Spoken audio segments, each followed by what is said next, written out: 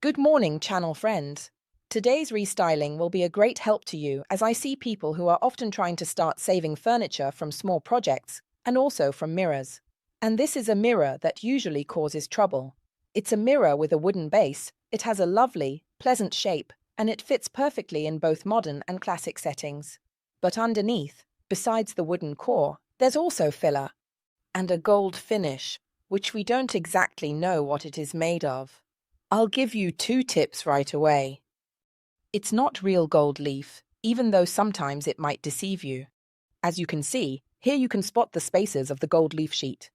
But even though there's bowl underneath, the red layer, this is an imitation leaf. And it's definitely a mirror that can be restored by repainting it. How can we tell? Certainly, also from the back. If you look at the back, you'll notice that it's not an antique mirror, it's just old. It might be 30 or 40 years old, but it's not antique. I'm not ruining anything. Next, when you place your hand on the gold leaf, if it's real, it doesn't warm up, nor does the surface heat up as it stays cold. If instead, it's imitation gold leaf, you can feel that the surface becomes warm. Don't worry, go ahead, paint, and even save the mirrors. Let's get started.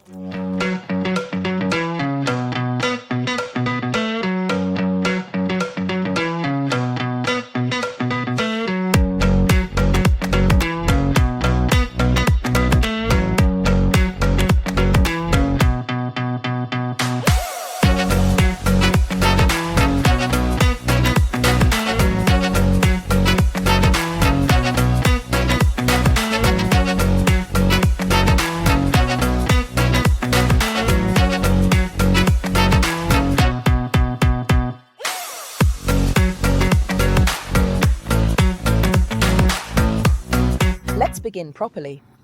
What does it mean? In the past, oils or waxes were possibly used on these mirrors. You should clean the surface before painting. Followers know this is done first. Bar, warm water, baking soda, and ammonia. I'll repeat it forever. How much do you use? In about 2 liters of warm water, I put 4 to 5 tablespoons of baking soda and a glass of ammonia. Let's say that the cloudier the water becomes, the better it is to change it, so you can change it and wash it again. One extremely important thing you need to keep in mind is that it must be rinsed, and it must be wrung out very, very well. What does that mean? It means that this cloth should not be soaked with water and then slapped onto the mirror. The cleaning solution is in the sponge. We thoroughly clean the frame, and it gets purified even without applying too much water to the surface. I always say this because we often paint furniture made of solid wood, which is also quite, let's say, raw. So, what happens? They absorb our bar, which they shouldn't because the wood swells and gets damaged. So now we thoroughly clean our mirror while we're at it. A good wash for the frame as well, which is quite dirty, and then we move on to the next step. Make sure to rinse well with a wrung-out, clean cloth, using very little water on the surface, and then dry it. Never start a restyling project if the surface to be painted isn't completely dry, because otherwise the paint won't grip well. Even the mirror looks brand new. To decorate our mirror today, we'll use decorative mouldings. We're using the ones from WoodUbend as they are exceptional. Made of wood paste, certified and safe for health. Let's remember that when heated they release fumes, so they must be a fully certified product. Why are we adding them? Because when we work on the frame, we'll create texture and end up losing this slight carving, which is almost like a scratch that is currently on the frame. And I don't just want a simple, smooth rectangular frame, I want to make it more unique. We use a heat gun, but if you don't have one, a hairdryer works just fine. If you don't have a hairdryer, a household oven with a baking tray will do. That works fine as well. Simply heat them. When heating them, we bring them to the right temperature to mold them. Emma, on the other hand, has already prepared some glue, vinyl glue, to ensure the molding sticks well to the surface, along with water and a small brush. My heat gun reaches 200 degrees, but don't worry, you need less heat.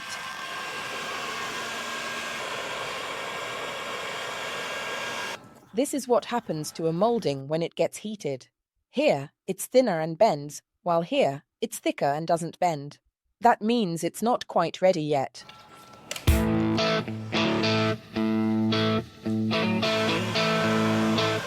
Remember, the longer we take to heat the moulding, the longer it will take to cool down. I apply Univille, which is a perfect vinyl glue for these wooden mouldings, covering the entire surface.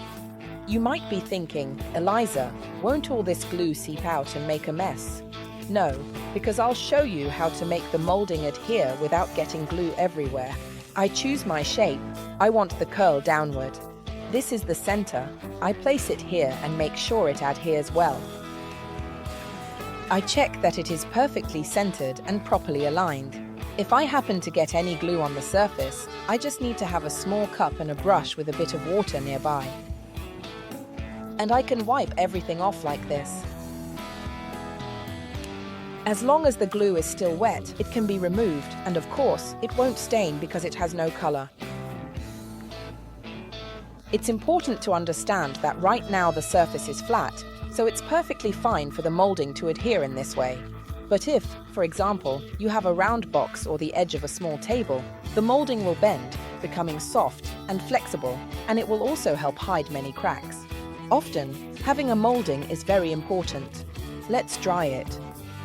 And now I'm going to further seal the drying of the ornament onto the surface with a blow dry.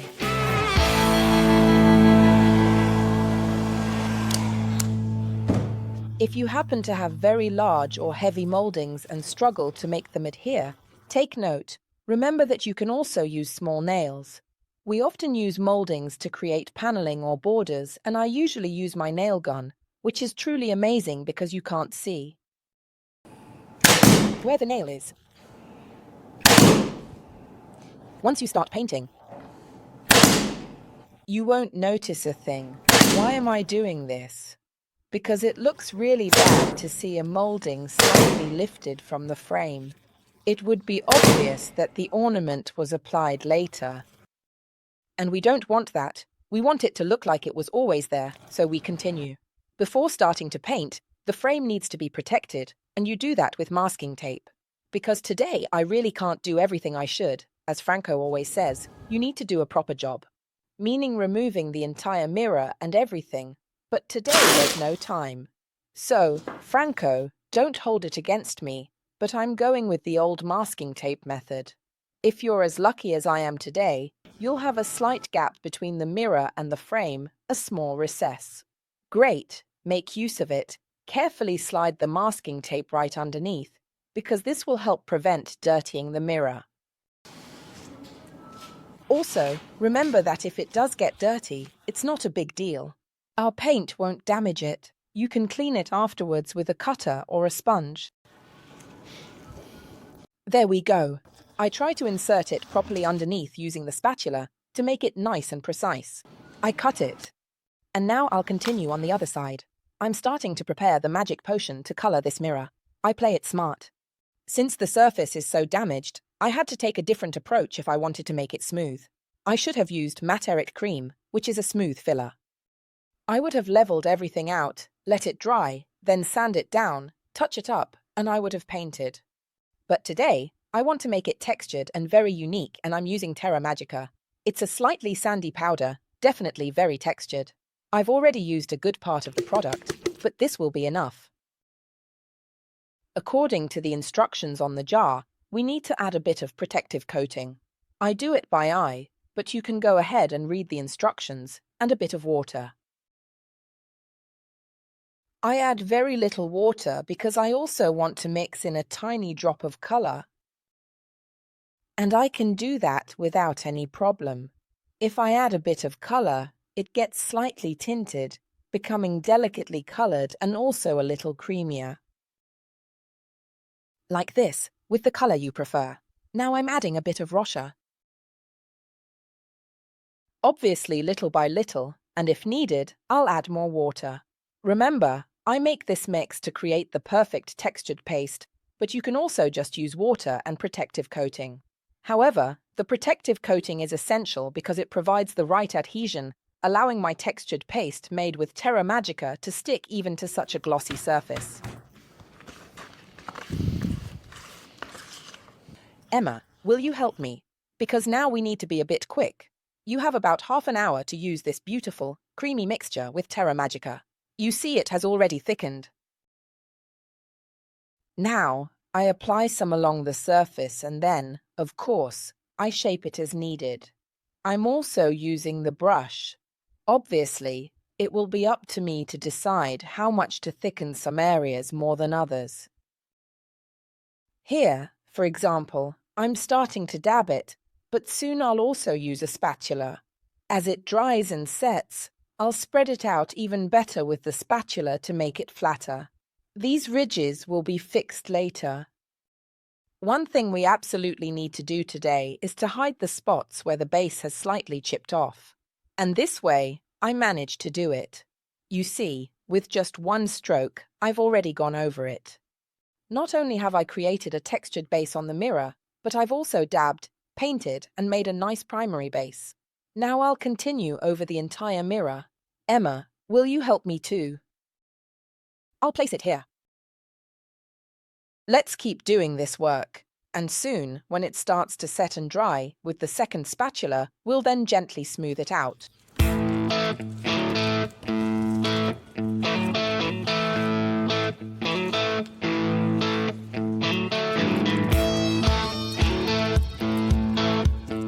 Now, with a spatula like this one, if you don't have this and you have FRA tack, it might take you a bit longer because you'll need to be more careful, but it's doable, or even a Belle Arty spatula like the one Emma has. We're going to flatten the ridges created with Terra Magica.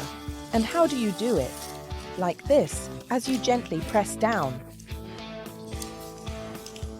You get this effect, which is very, very beautiful. It is a mind-blowing effect, and this is actually a filler. Moreover, if you think about it, it creates a textured effect on a base that was absolutely not textured. If I don't quite reach certain spots, Emma can come in with her little spatula. But look here as well, by gently pressing with the back, see how I create a new surface. So, in reality, the textured part one had before is now completely changing. This is a wonderful effect to use on furniture that may be really worn out over time, perhaps even missing some pieces. Of course, you also need to work a little on the smooth part. You can take care of that, and I'll continue on this side, where I slowly press and smooth. And I create this new texture. Look how it changes. It no longer has the rough texture on top, and you can no longer see the ridges created with the tip of the brush or a sponge. Instead, you can see a completely different effect. Look. This will be a mirror that will truly look very vintage and decadent. Exactly that kind of elegance that tells a story of times gone by. I'll show you this side as well. I can also press down to bring out the edging again, and in some areas, I leave more texture, like this, and in these spots the color will set, while in others I will spread it. We've cleverly created a surface while avoiding tedious steps, like applying texture paste and then adding color separately. Right now, you can't yet see what will happen, but I assure you that soon, when we start playing with color drips and different bases, you'll understand.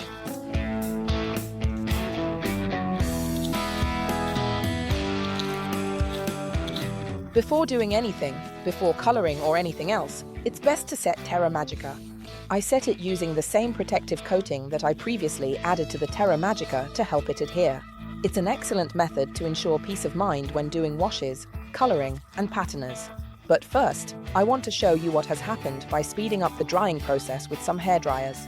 Emma and I dried it partly with a heat gun and partly with a regular hairdryer, and some small crackle or cracks appeared, especially in areas where our Terra Magica paste is slightly thicker. So, remember that if you also want to achieve this result, you just need to follow all these steps and speed up the process even more by using a very fast and direct heat source. Usually, however, when it dries naturally, for example, you make this frame today and then continue working on it tomorrow. It doesn't develop much crackle or that way, but with this method, it has come out really well. Now I'm using a pointed brush because it helps me reach where I want. I apply a nice coat of protective coating all over, and then I can easily speed up its drying process again using a hairdryer. It won't cause any issues, but this way, the Terra Magica doesn't crackle, it doesn't move, and it stays in place, and I'll be able to proceed with the next steps easily.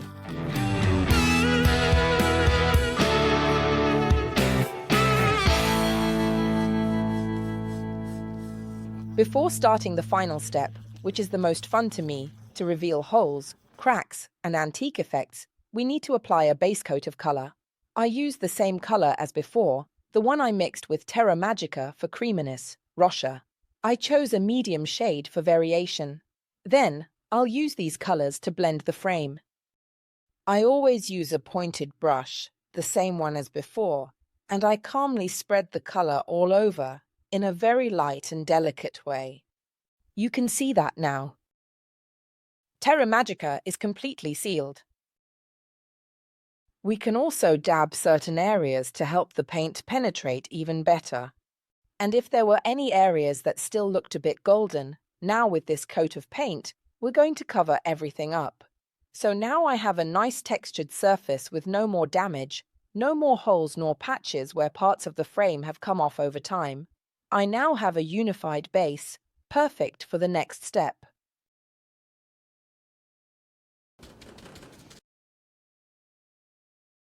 We dilute 3 colors to create 3 layers, toning and forming textured, antique-style surfaces.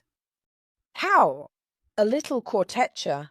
I add a teaspoon of color, nothing more, into this small bowl.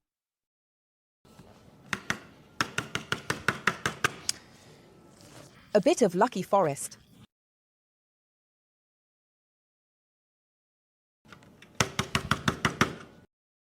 And a little bit of Nuit Parisienne.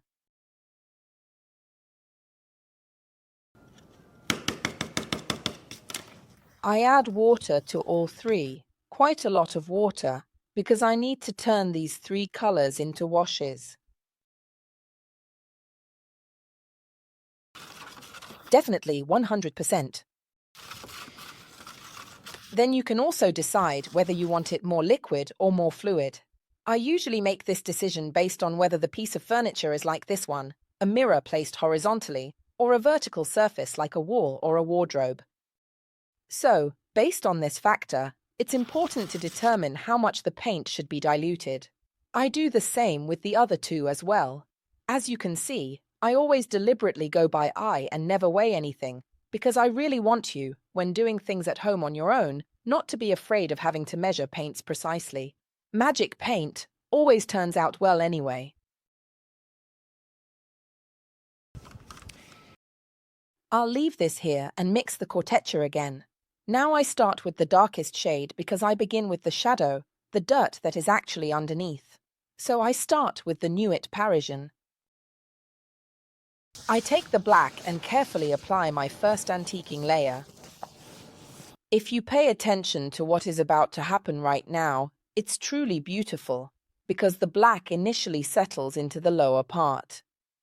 And the fact that it is so diluted makes it really easy to spread. Now look, I continue, and since I've applied a protective layer underneath, I'm not afraid that it will stain the surface too much. In fact, I carry on and I spread it out really well everywhere. Usually, when I haven't applied a protective layer underneath, like I did before, I stop and start removing from the sides, because the longer the color stays in contact with the base, the more it stains. This way I can keep going as the protective layer saves me. Notice that black, when you dilute it, we dilute it. It brings out a slight greenish-brown tint. And that's the beauty of our color. It's vintage, not a modern color. Now, in a moment, we will start to lighten this first step of color, and you'll see the magic that comes out. It's important, however, to carefully observe all the steps and notice how we go in depth when applying this color. If we didn't work in depth on the shadow, later when we lighten it, we would practically lose half the work.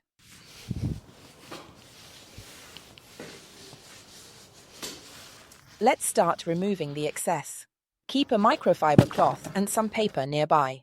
You'll quickly realize that the microfiber cloth removes more, slightly bringing certain areas into relief, while the lower parts, the ones that need to retain shadow, remain full of color. On the other hand, paper removes a bit less. By dabbing, of course, it removes the excess, but it leaves a bit more color even on the naturally smooth areas. So, this is something you need to decide whether to remove more or less. Before moving on to the next step, it's definitely important to dry it, to set the color properly and prevent them from mixing together. I do the second step with a very diluted Corteccia color, and it's up to me to decide where to apply it. The color shouldn't be everywhere, obviously. I start making half of it. I get halfway through.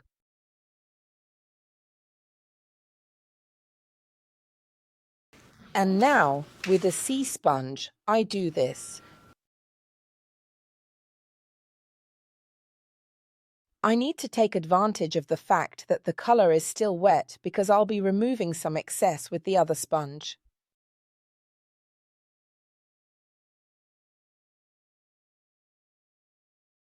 I take advantage of this and grab the same cloth as before. While it's still damp, I go over it like this. In some areas, I want this brown to emerge from the stone. In others, I don't.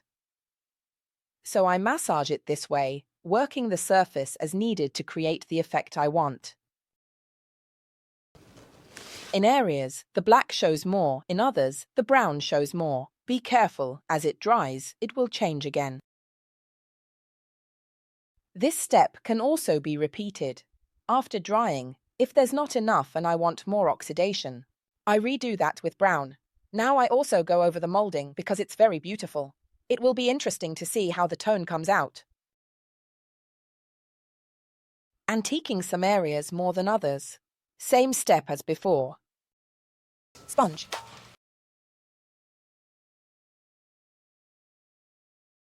I try to completely avoid any blotches because nature doesn't make mistakes. A blotch could only be a human error. Now I lighten it.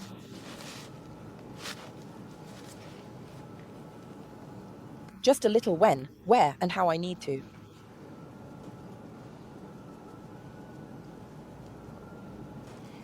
And being careful, this is not a mechanical step. It's a step that must be done very well and with great attention.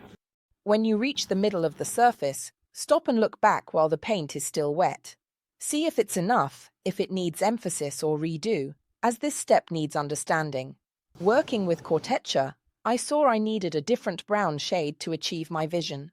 So I took a bit of Caramello Salato, and I added it here, creating this brown that has nothing to do with Corteccia. It's much more red. Now you decide if you need it, take it. If not, don't. I'll do the same thing. The tone is very different, and it creates an additional step of color saturation that we hadn't considered.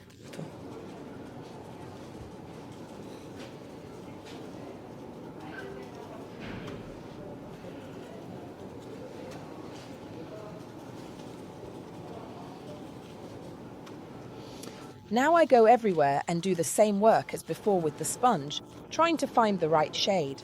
In the spot where I want it, I want to use the same sponge as before. I deliberately left the surface a bit more damp to work on it better. This way, it also lightens much more. Now, little by little, I try to reach the end quickly because the color must not dry out, and I remove the excess with my microfiber cloth, or if you prefer, with some paper. And now, if we've worked well, all three colors are visible.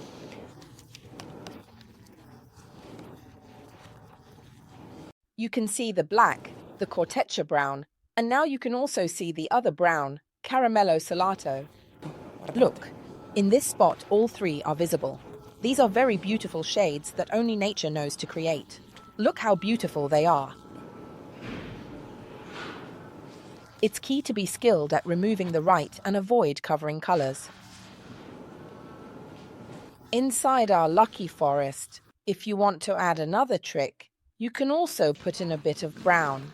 I would add some Corteccia because it slightly warms it up and blends the tones together. This way, when you do what I'm about to do, it will look as if they had already blended before being spread on the frame. This shade creates a bit of a rust effect, so it needs to be understood and placed in the right spot. Be careful, because it only looks good in certain spots. Don't completely remove the black part, because we need it. And, of course, apply the rust in the areas where there's also brown. Look, it definitely changes a lot, especially when it dries. And Emma will show us. If you work with this shade in some areas, look, I blend all the shades together and create yet another gradient. Go ahead, Emma, go on.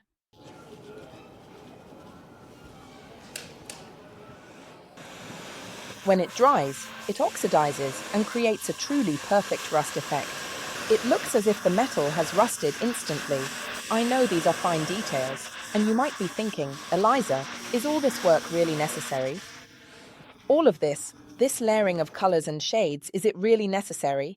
Yes, because the rust looks truly beautiful now. This is a delicate process. You do it slowly and enjoy this step because it's really beautiful. I'll continue on the whole mirror.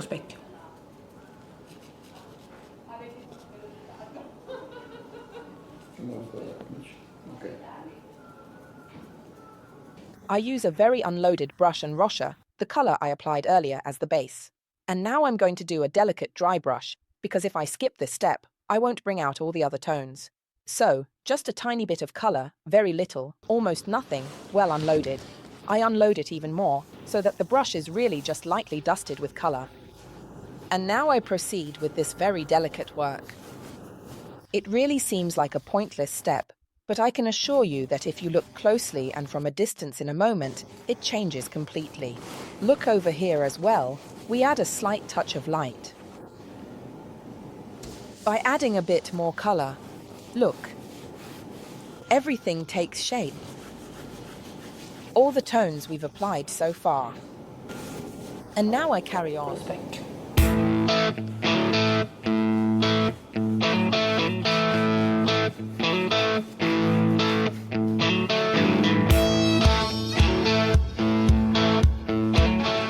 A thin layer of wax to protect everything.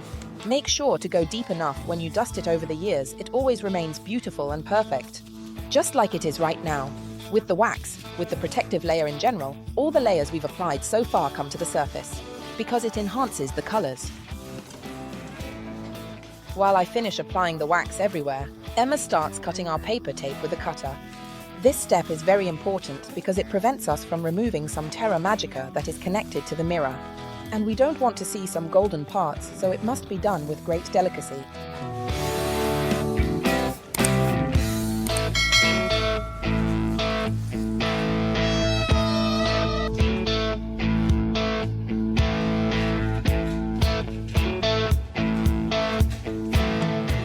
This restyling is also finished. We say it whispering because there are so many steps to create something like this, and we've done them on a mirror. To make people understand that it's always best to try and test all the various steps for a technique like this on a small thing. Also, you won't get tired of working on something small, you really enjoy it. You know why I say this? Because I see people jump straight in and begin on walls, on large surfaces. Making a textured wall isn't easy, with so many shades, oxidizing, and fine-tuning. So, if you want to do something like this on a wall, that's awesome, but first, practice on something small. And here you have all the essential steps you need. We started with something broken, something damaged, to make sure it's not thrown away but saved. What should people at home remember? That they should work horizontally first, and then vertically if they want to reproduce it to a wall later. This way, they can test the technique and understand the potential challenges. A great tip from Emma. Why? Because doing color washing vertically is more difficult. Diluted colors drip. So remember, it's not a bad idea to take just a piece of cardboard or a wooden board and always practice the technique horizontally first. Like when I say, before painting a kitchen, start with a small piece of furniture. And what do they start with instead? The entire kitchen. Jokes aside, our tips are here to help you avoid mistakes and save money. Even though I produce magic paint, I don't want you to waste money and some good products. So, where can you buy magic paint? On elisahome.com, the only Italian site that sells magic paint, or from authorized retailers. Where can they be found? On the website magicpaint.it, sorted by region. So go and find your nearest one. They are exclusive resellers. You can't find magic paint everywhere. It's not on Amazon. Goodbye.